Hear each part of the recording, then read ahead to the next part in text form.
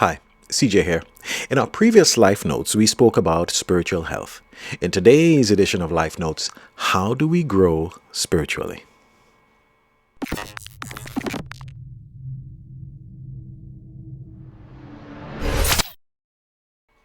In my previous Life Notes, we explored how spiritual health is directly linked to physical health. And we also looked at how many self-development programs are based on a philosophy that recognizes human helplessness and the need and acceptance for a higher power, like Alcoholics Anonymous, for example. But how do we get to know this higher power? Well, as a Christian, I believe in the Creator God, and I believe that He desires relationship as evidence in His creative works that is visible in nature, and also His self-revelation in becoming a man, Jesus Christ. You see, for me, God is not a concept. God is not an idea. God is not a philosophy.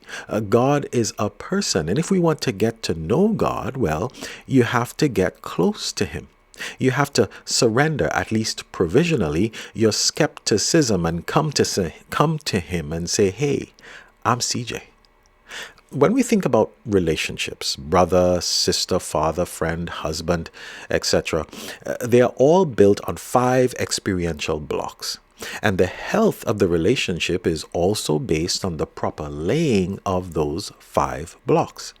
If one is out of order or missing, the relationship will fail. This means we cannot jump ahead or skip a step. The first experiential block is know. We must bond with someone, get to know them, and by what we do, spending and making time for them. The second experiential block is trust. As we get to know, the pieces of knowledge form a picture of that person, and the more you know, well, the more you can trust. We get to know and trust is developed.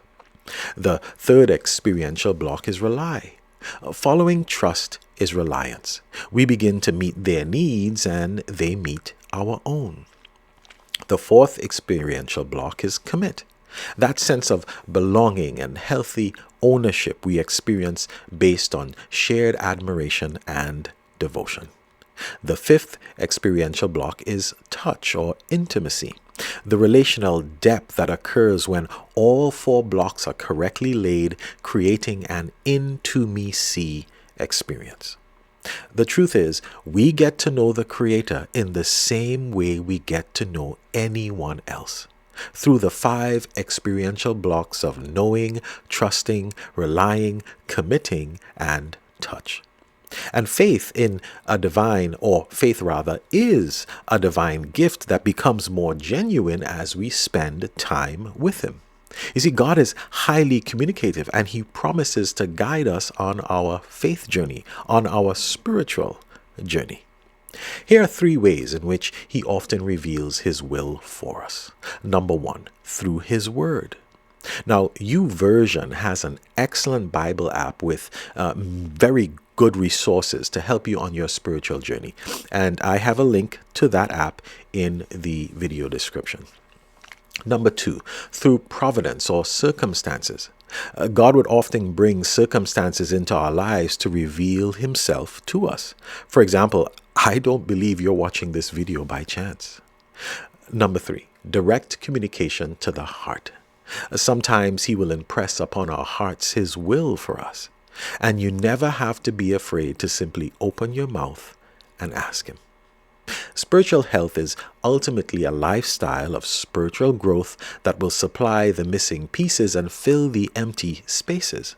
And every breath you take is a miracle, and every morning is a new start.